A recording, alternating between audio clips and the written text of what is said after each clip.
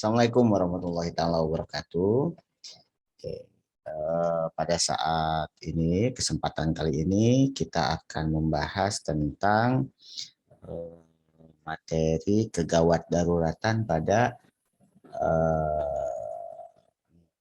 endokrin ya, empat bahasan yang akan kita bahas. Cukup lumayan lama juga kita bahas.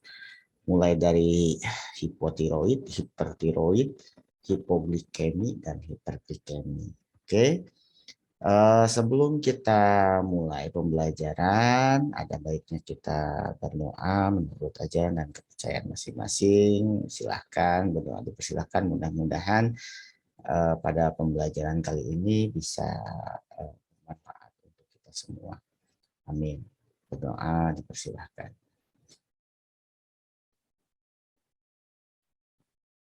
Oke, selesai. Oke, langsung kita mulai. Kita lihat, saya mulai screen-nya kita ya.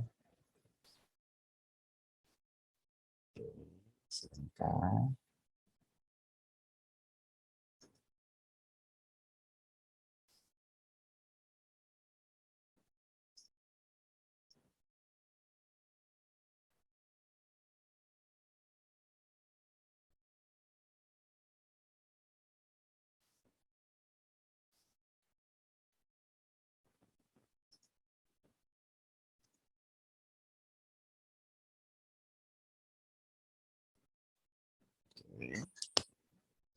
Ya, endokrin emergency. Jadi yang akan kita bahas kali ini adalah bagaimana kegawat daruratan endokrin. Oke, yuk, let's begin. Oke.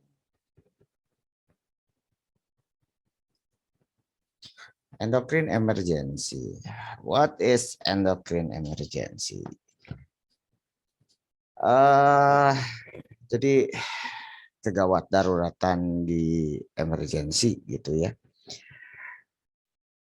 Ada yang akan kita bahas di sini adalah hipotiroid, hipertiroid, hipoglikemi, hiperglikemi. Sebetulnya ada beberapa lagi yang akan kita bahas, tapi di silabus yang kita bahas hanya sebatas ini. Oke, mari kita bahas satu-satu.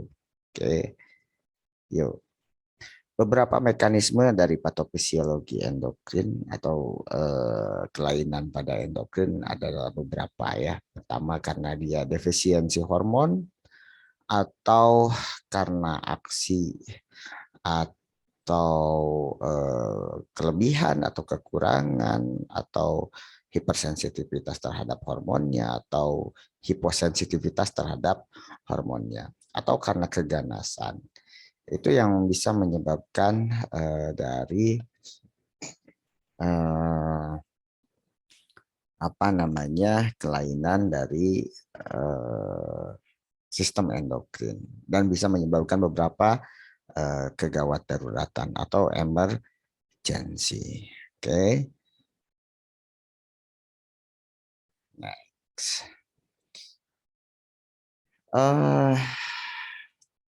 Tiroid, tiroid. Di mana sih tiroid? Nah, lokasinya coba kita lihat ya.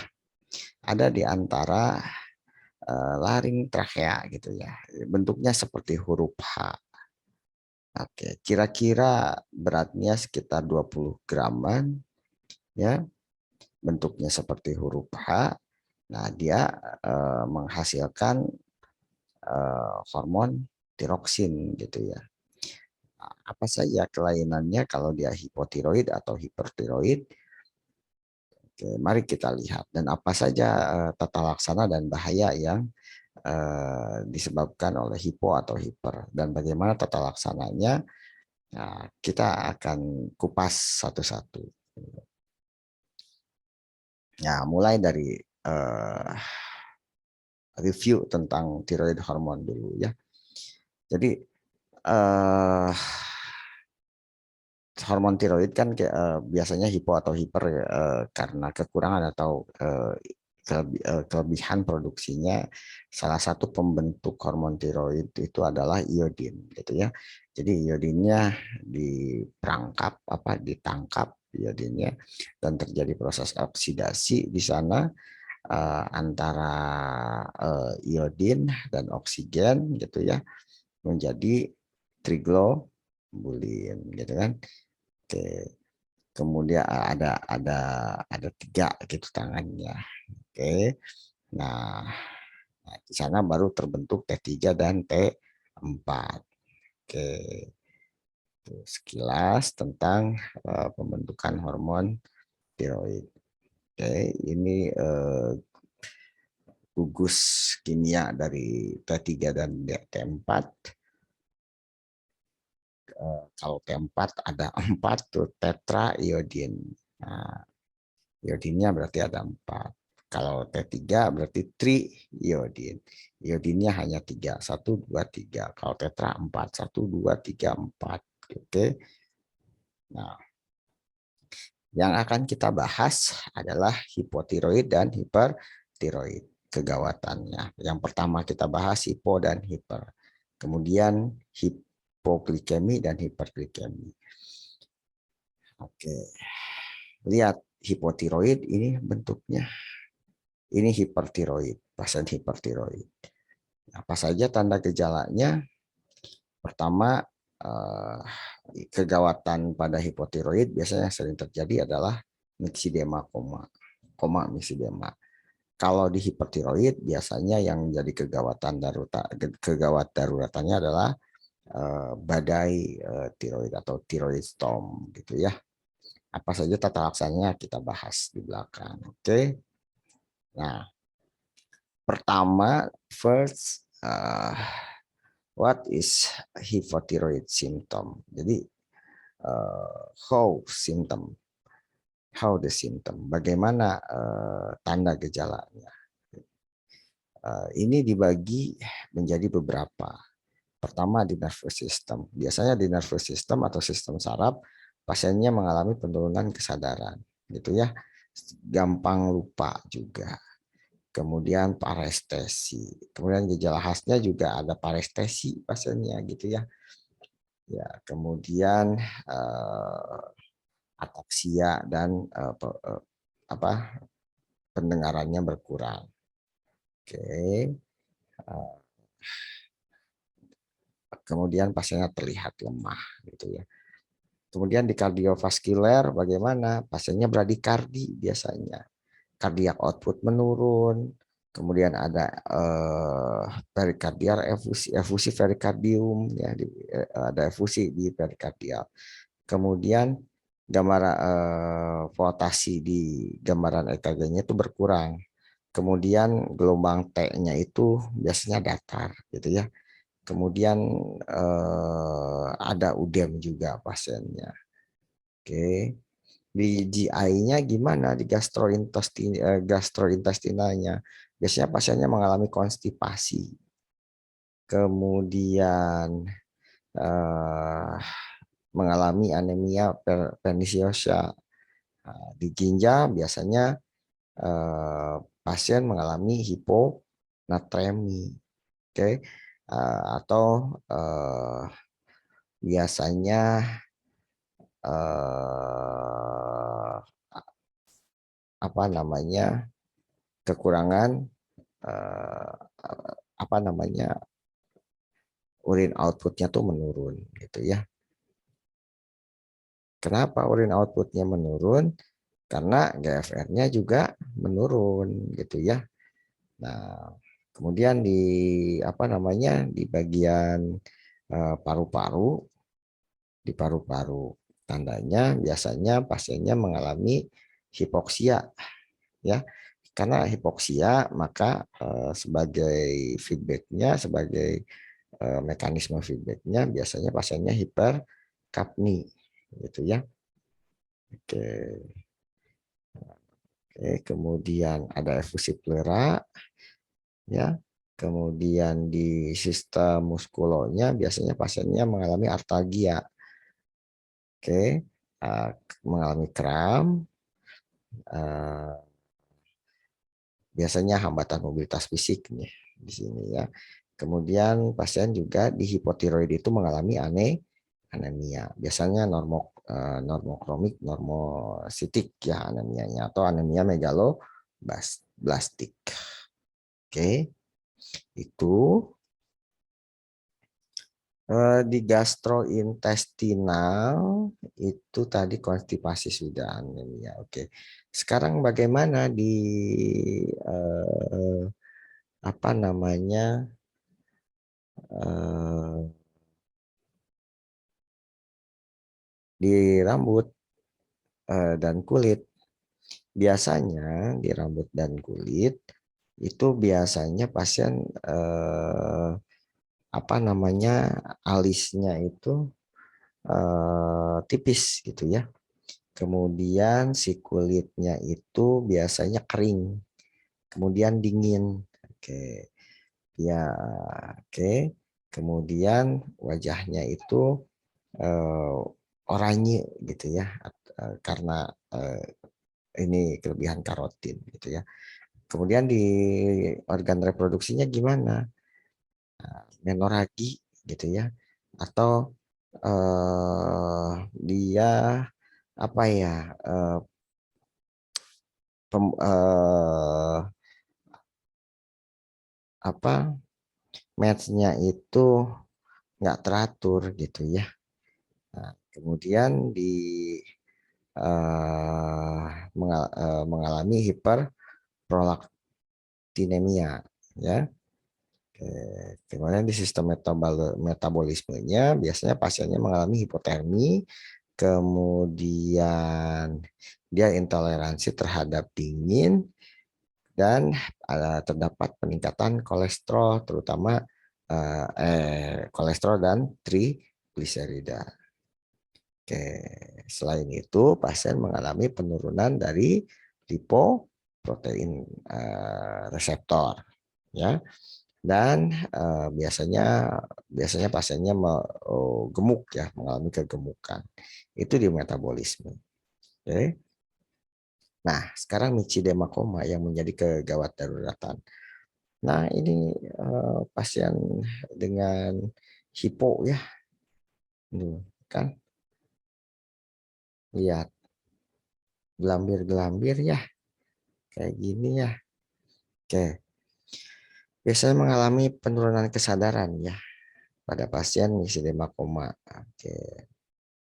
Biasanya pasiennya letargi, intinya penurunan kesadaran ya. Eh, Bisa menyebabkan juga pasien stroke ya, atau sepsis, tergantung lah ya, atau CO2 narkosis. Oke, makanya jadi kegawat daruratan di sini ya.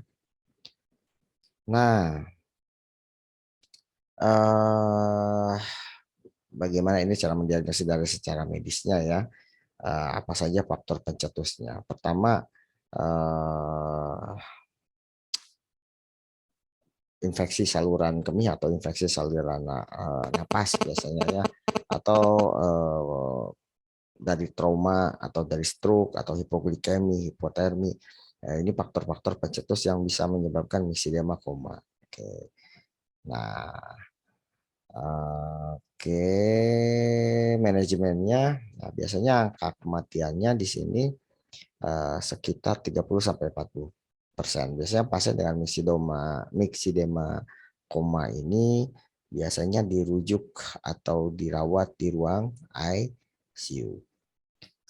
Tes laboratoriumnya biasanya yang dicek adalah nilai TSH, T4, T3, kortisol, darah lengkap, CBC, atau kimia darahnya dicek secara rutin.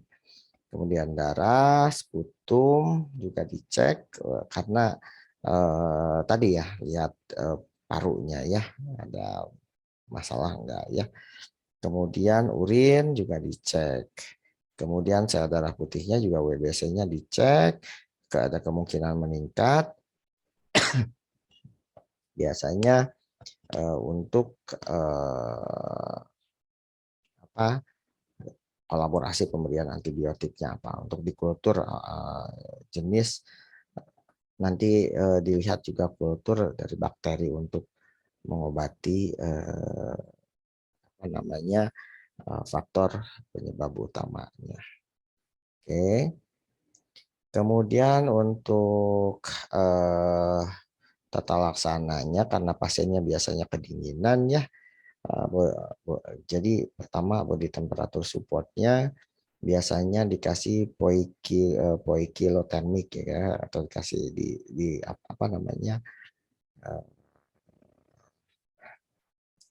apa penghangat ada ini ya ada alat khusus. Kemudian ada no aggressive warming. Nah, biasanya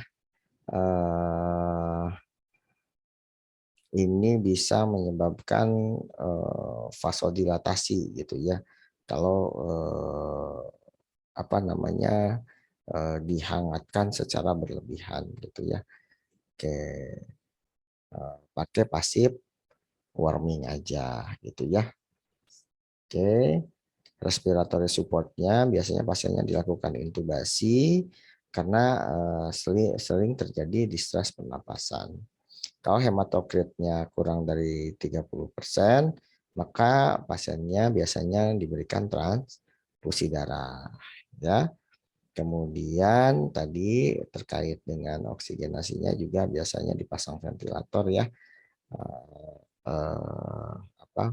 Karena perlu disupport gitu ya. Oke. Untuk support kardiovaskularnya biasanya pasien tekanan darahnya menurun gitu ya. Cek dengarkan juga bising usus, kemudian cek juga ada perdarahan di GI, perdarahan GI ada enggak gitu ya. Kemudian cek ada overdiuresis atau enggak gitu ya, atau ada iatrogenic vasodilatasi atau enggak. Untuk endokrin supportnya biasanya dikasih hidrokortison 100 mg ya per 8 jam. Biasa itu kolaborasi ya, tindakan kolaborasinya. Kemudian kapan di stopnya ketika mulai normal apa namanya nilai hipotiroidnya itu gitu ya, di stop level apa kortisolnya. Kemudian mixedema koma manajemen masih untuk terapinya apa saja yang dikolaborasikan biasanya 300-500 unit gitu ya untuk per IV-nya levotiroksin sekali. Kemudian bisa juga dikasih 50 sampai 100 untuk apa namanya diturunkan lagi gitu ya untuk pasien-pasien yang mengalami gangguan jantung gitu ya. Kemudian pasiennya juga dikasih dikolaborasikan T4 dan T3 tergantung dari penurunan T3 dan T4 gitu ya. Untuk kolaborasinya yang dikolaborasikan biasanya 200 sampai 300 unit gitu ya, T4 sampai 50 gitu ya. Untuk T3-nya 5 sampai 20 sampai 2,5 sampai 10 tergantung dari derajatnya.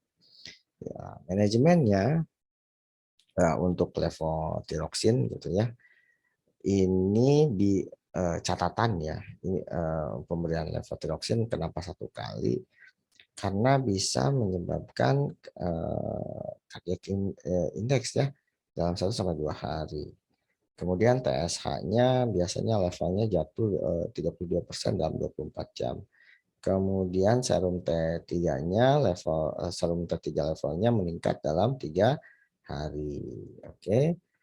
Kemudian perlu diperhatikan juga dari respon ventilator juga selama 7 hari ya. Oke. eh biasanya untuk Mixedema koma manajemen ini juga biasanya dikasih eh, terapi apa ya, eh, T3 T4 tadi ya dalam 3 hari untuk menormalkan dari nilai T3 T4. Kan ini dia hipotiroid, jadi T3 T4-nya harus ditingkatkan. Peningkatannya ya tergantung dari evaluasi hasil pemberian manajemen tadi. Gitu ya, intinya kita menormalkan supaya tidak terjadi hipotiroid lagi. Nah, sekarang hiperparatiroid tuh matanya ya khas. Kalau hipertiroid ya, nah, tandanya apa?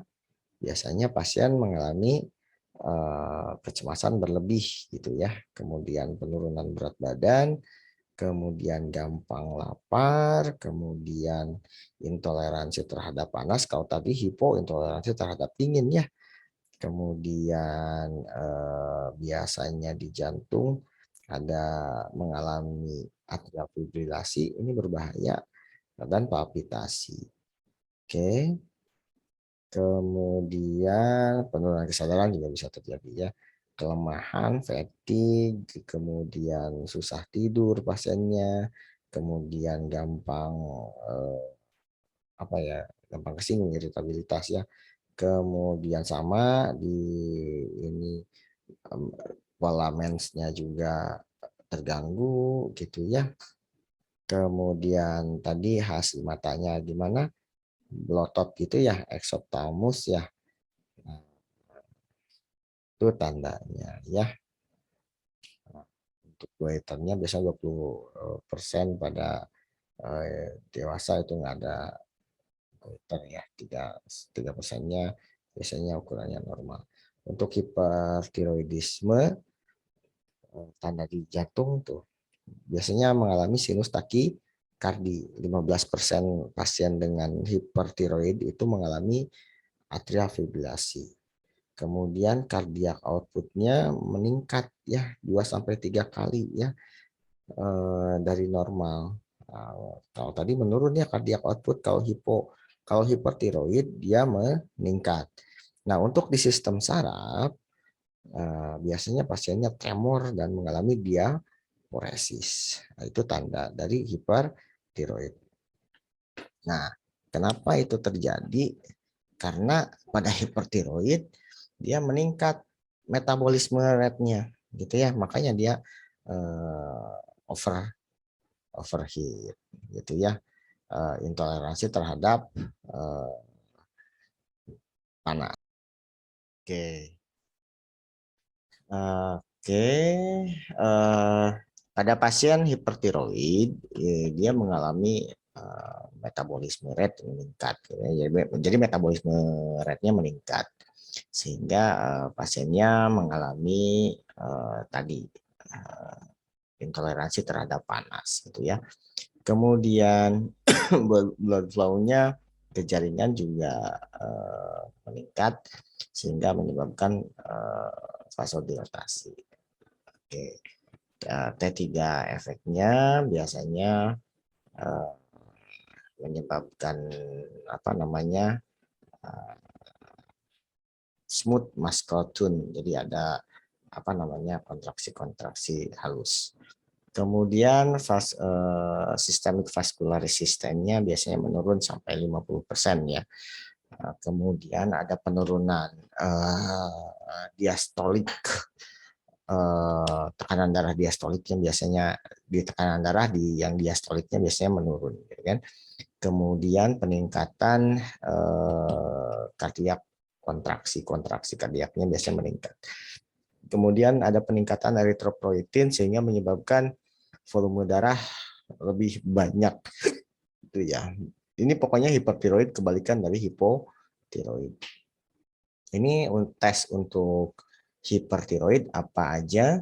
Jadi ada apa namanya dicek TSH, kemudian free T4-nya, T4 bebas maksudnya itu dicek, kemudian apa namanya uptake dari T4 dan T3 juga dicek, T3-nya juga dicek. Intinya T3 dan T4 itu dicek ya. TSH juga itu dilihat sesuai dengan peningkatan T3 dan T4. Oke. Bagaimana dokter atau ini dokter biasanya menegakkan diagnostik thyroid storm atau badai tiroid? Biasanya diangkat thyroid storm karena biar pertama pasiennya hipertermi. Kemudian sampai intinya kalau pasiennya mengalami penurunan kesadaran sampai koma, sampai kejang. Itu biasanya dikatakan salah satu ya. Kemudian kardiaknya di kardiak pasiennya takikardi, gagal jantung. Kemudian tadi aritmia pasiennya. Kemudian di fungsi GI-nya biasanya pasiennya kekuningan ya. Kemudian diare, mual, muntah, nyeri perut, kram perut. Nah, itu salah satu untuk badai tiroid tanda gejalanya. Treatmentnya biasanya dikasih beta adrenergic blokade ya. Ini kolaborasi untuk beta adrenergic blokade. Ini efektif nih, bisa menurunkan angka kematian ya. Oke. Kemudian dikasih kolaborasi propanolol, atenolol atau metoprolol ya. Ingat pemberian beta adrenergic, hati-hati ya. Bisa menyebabkan pasien takikardi ya, meningkatkan ya, yang meningkatkan gitu ya. Ya. Kemudian untuk hiperparatiroid treatmentnya dikasih juga tionamid ya. Nah, ini biasanya tionamid ini untuk ngeblok tiroid hormon sintesis hormon tiroid. Ya. Jadi jenis untuk tioninamid ini pertama adalah propil tiouracil atau PTU biasanya yang sering ya. Nah, biasanya ini memblok pembentukan T3 dan T4 di hati dan ginjal ya. Oke, ini beberapa obat yang dikolaborasikan. Oke. Oke, manajemennya gimana? Biasanya pasiennya sama kayak hipo. Settingnya biasanya dirujuk ke ICU. Di IGD apa? Ya menormalkan keadaannya dulu sebelum supaya tidak terjadi badai tiroid tadi. Sama dengan misidema juga. Kita intinya mengembalikan hemodinamik pasien gitu ya.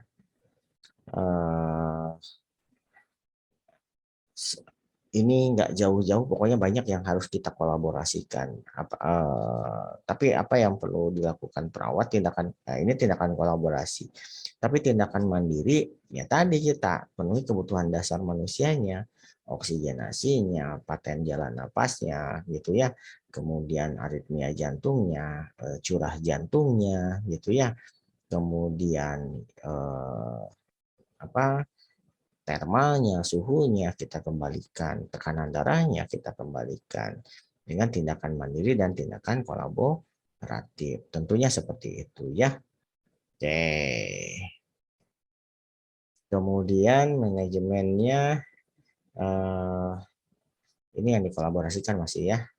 TPU tadi litium, oke ini beberapa yang dikolaborasikan. Oke.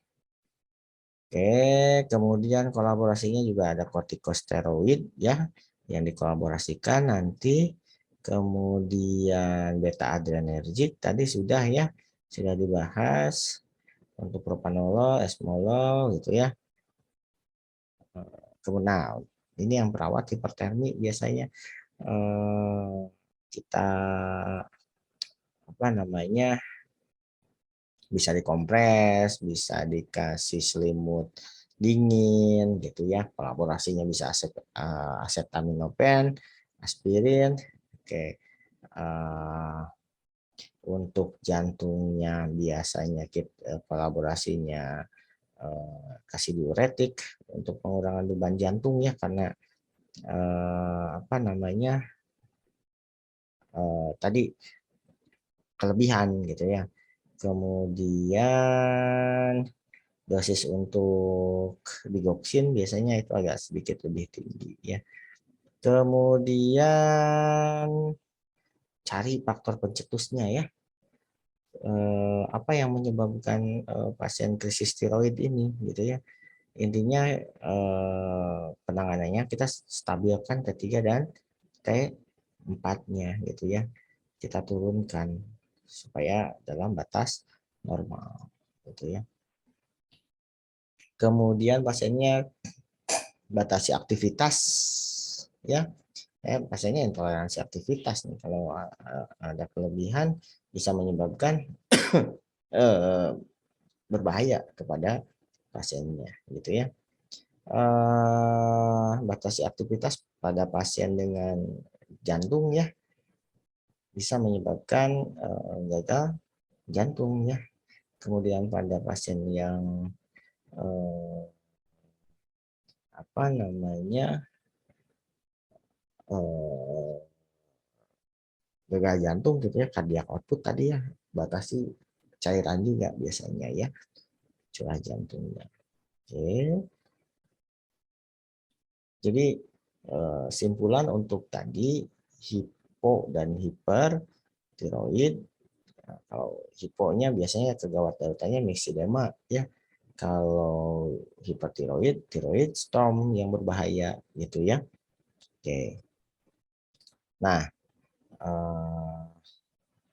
kalau myxedema sama tatanannya, pasien perlu dirujuk ke ICU kalau sampai penurunan kesadaran atau kegagalan hemodinamik yang parah gitu ya. Kalau di myxedema kasih passive warming ya, dihangatkan gitu ya. Kalau di tiroid ya tadi turunkan suhunya gitu ya karena hipertermi. Kemudian kontrol heart rate kalau di hipertiroid. Kalau di myxedema dia dikasih tiroid sintetis. Kalau di hipertiroid dikasih di blok gitu ya, jangan sampai kelebihan gitu ya. Ya kebalikannya aja ini mah ya. Nah, kalau di myxedema koma yang hipotiroid itu dikasih hidrokortison. Nah, kalau di tiroid storm kolaborasinya thionamine TPU tadi ya. Nah, oke. Sama lah apa namanya kemudian cari faktor pencetusnya sama. Oke. Next, sekarang hipoglikemi. Apa definisi hipoglikemi? Ya, kalian pasti tahu lah apa hipoglikemi ya. Penurunan kadar glukosa darah. Tapi yang parah itu ya kadar glukosa darahnya di bawah normal gitu ya. Berapa sih normalnya, Pak? Gitu ya. Normalnya itu kalau puasa 70 sampai 90, ada ya 100 juga gitu ya. Oke, biasanya pasien hipoglikemi yang mengalami hipoglikemi adalah pasien diabetes biasanya ya. Pasti ada mengalami hipoglikemi, bisa karena obat, dia tidak lupa minum obat, eh, minum obat tapi nggak makan gitu ya, karena ketidaktahuannya gitu ya. Oke. Oke, kita langsung aja ya untuk mengefektifkan waktu, langsung ke eh, tata laksananya. Ini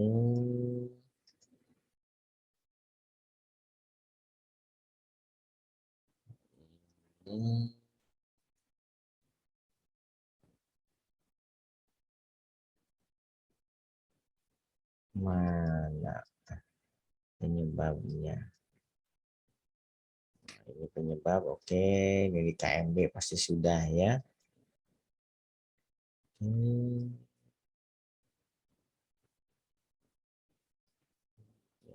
tes.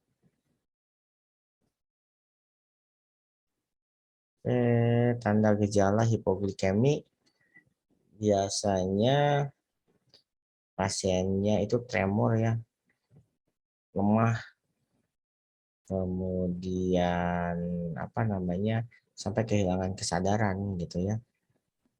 Ya iya tuh lemas, kurang glukosa mah ya. Kalau kurang dari 45 biasanya sampai sakit kepala ya. Kalau yang tadi lebih dari 50 biasanya sampai penurunan kesadaran. Kalau kurang sampai 45 gula darahnya, kalau kurang dari 45 biasanya penurunan kesadaran tuh. Oke, ini normalnya glukosa darah gitu ya.